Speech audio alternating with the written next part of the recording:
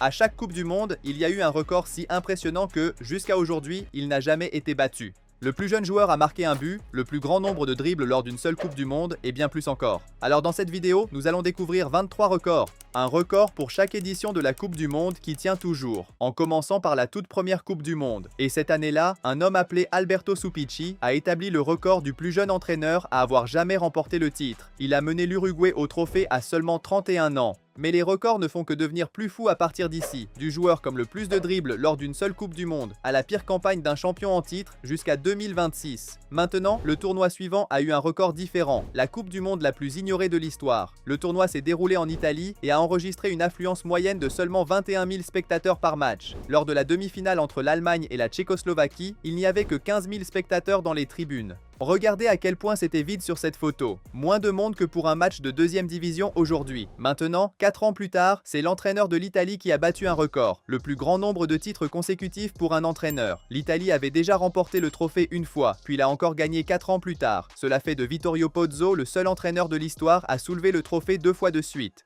Depuis lors, chaque entraîneur ayant remporté la Coupe du Monde a échoué à défendre son titre. Après avoir vu la Coupe du Monde la plus ignorée, celle de 1950 a été tout le contraire, établissant le record de la plus grande affluence de l'histoire pour un match. Pour vous donner une idée, le plus grand stade de la Coupe du Monde 2026 a une capacité d'environ 92 000 personnes. Maintenant, imaginez-le complètement plein. Multipliez cela par 2, ajoutez encore 20 000 personnes et vous aurez la foule qui a assisté à la finale de 1950. Ce jour-là, le Brésil a affronté l'Uruguay devant 200 000 personnes. La plupart des supporters ont dû rester debout parce qu'il n'y avait tout simplement pas assez de sièges. Et vous voyez cette photo de la finale de 1994. La foule en 1950 était le double de ça. Après le record du nombre de spectateurs en 1950, l'année 1954 a battu celui du nombre de buts inscrits. En quart de finale, la Suisse, pays hôte, a affronté l'Autriche et l'équipe locale a démarré à toute vitesse, menant 3-0. Mais l'Autriche a réagi en marquant 3 buts en seulement 3 minutes, égalant déjà le nombre de buts de la finale de 2022. Puis, toujours en première mi-temps, le capitaine autrichien a inscrit leur 4e but et un milieu de terrain en a ajouté un 5e. Juste avant la mi-temps, la Suisse a réduit l'écart, portant le score à 5-4 pour la seconde période.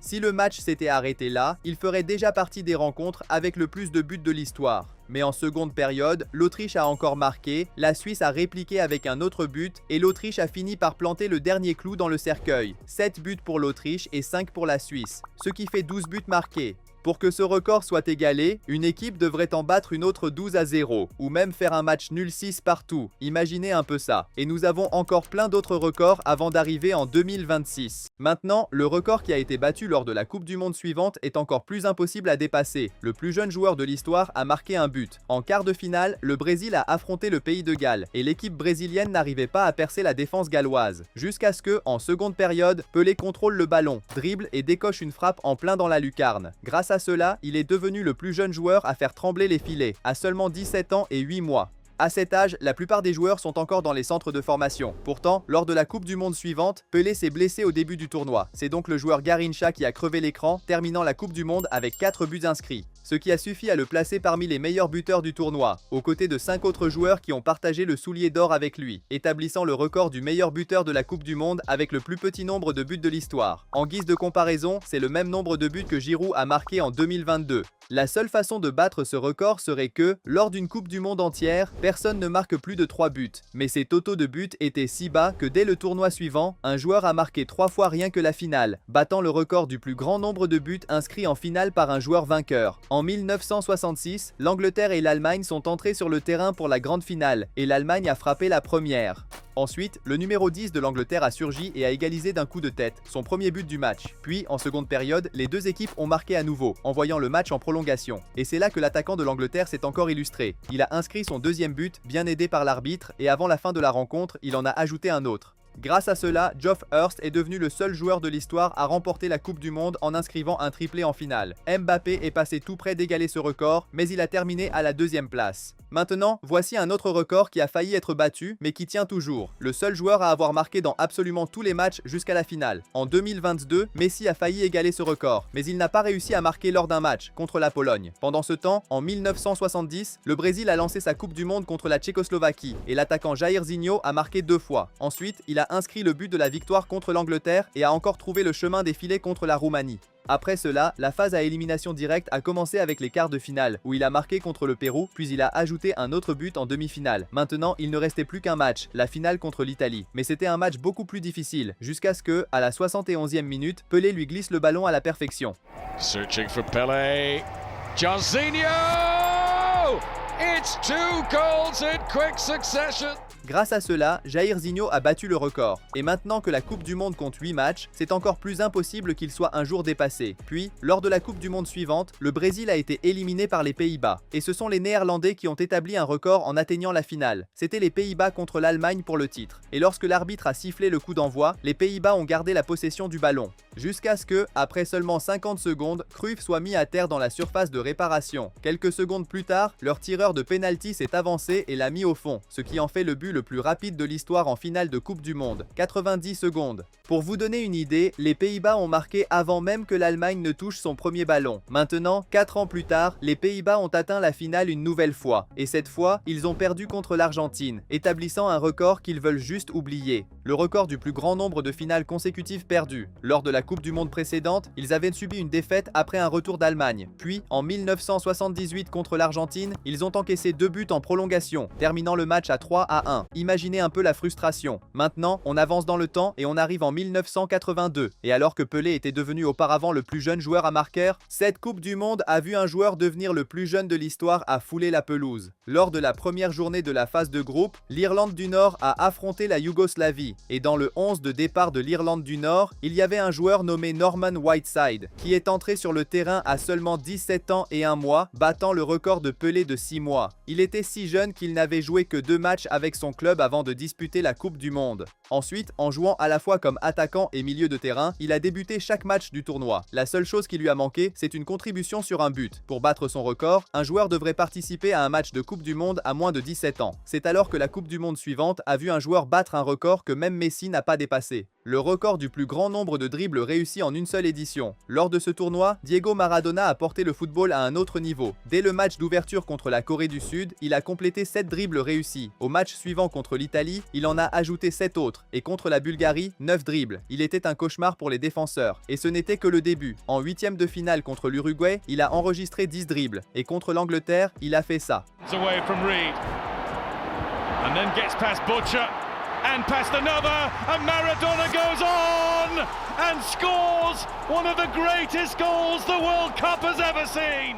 Rien que sur ce but, il a complété 4 dribbles, terminant le match avec 10 au total. Puis, en demi-finale contre la Belgique, il a ajouté 8 autres dribbles. Et en finale contre l'Allemagne, 2 de plus. Terminant la Coupe du Monde avec un total de 53 dribbles, un chiffre qui n'a jamais été dépassé par aucun joueur depuis. Pour vous donner une idée, Maradona est le seul joueur de l'histoire à terminer une Coupe du Monde avec une note moyenne de 9,0 sur SofaScore, devant Messi en 2022 et même Pelé en 1970. C'est tout simplement fou. Maintenant, 4 ans plus tard, l'Argentine a atteint la finale une nouvelle fois. Mais elle a battu un record qui n'était pas vraiment positif. L'équipe qui a atteint la finale avec le plus petit nombre de buts marqués. Lors de leur premier match, ils ont commencé par une défaite contre le Cameroun sans marquer. Puis ils ont battu l'Union soviétique et fait match nul contre la Roumanie, terminant la phase de groupe avec seulement 3 buts inscrits. Ensuite, lors de la phase à élimination directe, ils ont battu le Brésil 1-0, ont fait match nul 0-0 contre la Yougoslavie et se sont qualifiés au tir au but. Et en demi-finale contre l'Italie, c'était un match nul 1 partout, avec une qualification au tir au but une nouvelle fois. L'Argentine a donc atteint la finale avec seulement 5 buts au total, soit le même nombre de buts que l'attaquant Skouravi de Tchécoslovaquie a marqué à lui seul dans ce tournoi. Et puis, en finale, devinez quoi? Ils n'ont plus marqué, défaite 1-0. Lors de cette Coupe du Monde, 8 pays ont marqué plus de buts que l'Argentine. Pour ne serait-ce qu'égaler ce record, une équipe devrait atteindre une finale en ayant marqué moins de buts que Messi à lui tout seul en 2022, c'est-à-dire 7.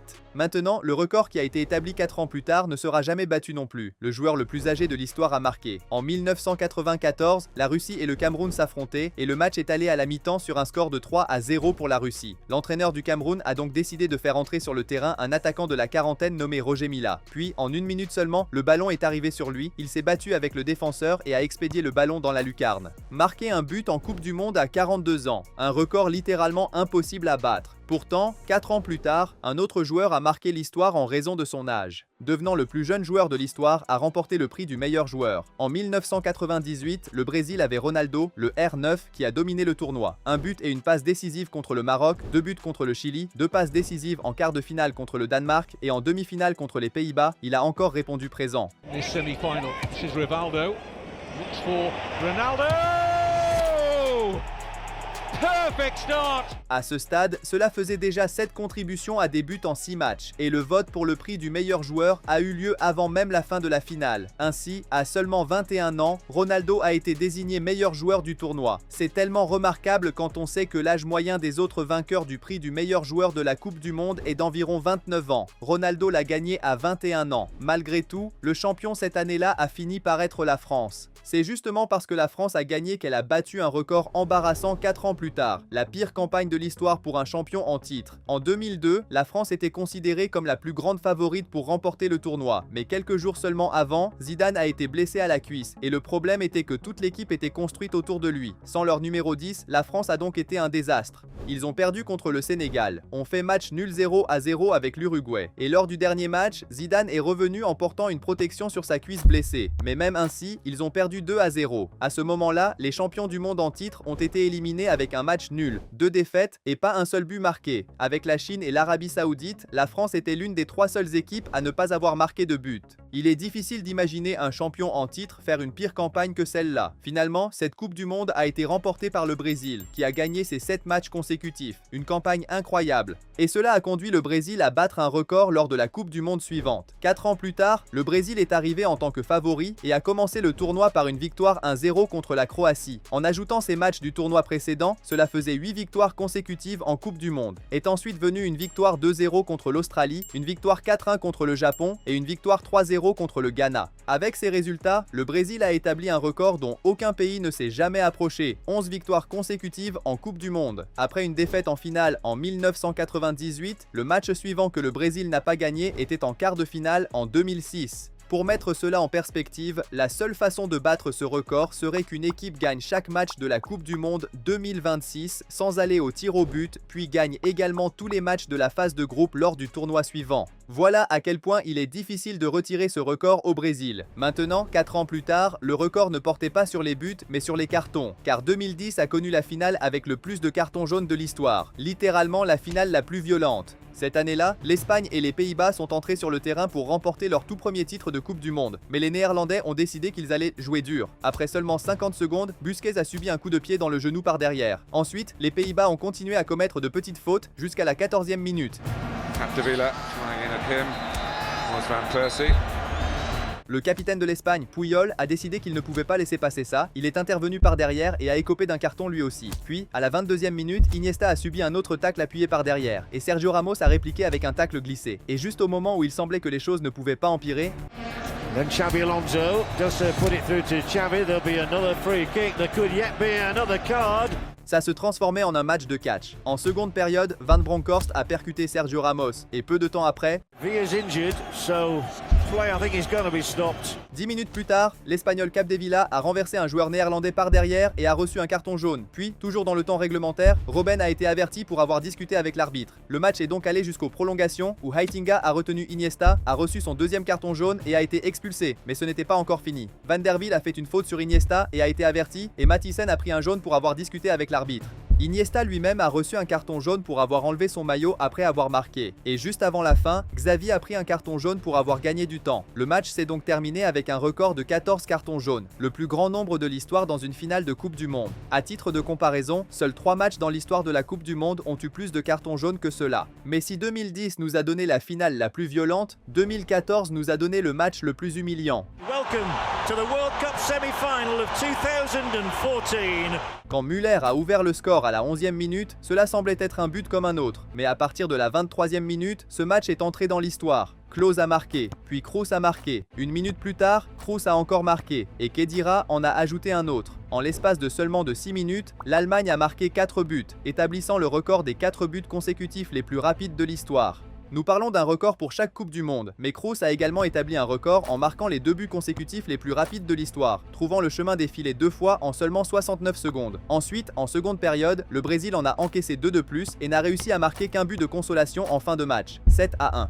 Devenant ainsi la plus grande défaite jamais subie par un pays hôte et la plus grande défaite dans une demi-finale de Coupe du Monde, battant un record qui tenait depuis 1930. Ce match était vraiment incroyable et inoubliable. Maintenant, pour le record qui ne sera jamais battu de la Coupe du Monde suivante, cela ne s'est pas produit en demi-finale, mais en phase de groupe. Au 3e tour, l'Égypte a affronté l'Arabie Saoudite et les deux équipes étaient déjà éliminées, donc la plupart des gens n'ont pas fait très attention. Mais dans les buts de l'Égypte, il y avait un homme qui défiait la réalité. Il s'agit d'Essam El Hadari, qui jouait pour l'équipe nationale égyptienne depuis 1996. Alors ce jour-là, il est devenu le joueur le plus âgé de l'histoire de la Coupe du Monde, entrant sur le terrain à 45 ans. À titre de comparaison, ce serait comme si le gardien du Brésil de 2002 était encore le gardien du Brésil en 2018, parce qu'ils sont nés la même année. Il est également 3 ans plus âgé que Ronaldo le R9 et 7 ans plus âgé que Ronaldinho. Même ainsi, dans ce match, Essam El Hadari a arrêté un penalty. C'est une légende. Maintenant, 4 ans plus tard, il y avait un record que personne ne voulait avoir, le plus grand nombre de défaites pour un pays hôte. Les gens disent que le Brésil de 2014 était le pire pays hôte, mais même avec cette défaite 7-1, ils ont quand même atteint les demi-finales. Maintenant le Qatar, c'était tout simplement douloureux. D'entrée, lors de leur premier match contre l'Équateur, ils ont encaissé un but en seulement 2 minutes. Il a été refusé pour un hors-jeu, mais peu de temps après, ils ont concédé un penalty. Et cette fois, Ener Valencia a ouvert le score. Pour aggraver les choses, ils ont encaissé un autre but peu après, devenant ainsi le premier pays hôte de l'histoire à perdre son match d'ouverture. Mais cela n'a fait qu'empirer. Lors du match suivant contre le Sénégal, ils ont encaissé 2 buts. Et juste au moment où ils ont réduit l'écart, le Sénégal en a marqué un autre. Pour couronner le tout, ils ont affronté les Pays-Bas et ont perdu 2-0. 3 matchs, 3 défaites et la pire campagne d'un pays hôte. Et enfin, nous arrivons en 2026, le tournoi qui est devenu la Coupe du Monde des records battus. Mais parmi tous les exploits incroyables accomplis, l'un d'eux ne sera probablement jamais battu. Le seul joueur à avoir marqué dans le plus grand nombre de Coupes du Monde différentes. À l'époque, jouer seulement 4 Coupes du Monde était déjà incroyablement difficile. Alors en jouer 6, cela semblait impossible. Mais Cristiano Ronaldo n'a pas seulement joué 6 tournois, il a marqué dans chacun d'entre eux. Il a trouvé le chemin des filets contre l'Iran en 2006, la Corée du Nord en 2010 et le Ghana en 2014, puis en 2018, il a inscrit un triplé contre l'Espagne. Jusqu'en 2022, à 37 ans, il a marqué contre le Ghana une nouvelle fois. Après cela, beaucoup de gens ont pensé qu'il prendrait sa retraite, mais il a continué, atteignant une autre Coupe du Monde à l'âge de 41 ans où il a fait ceci.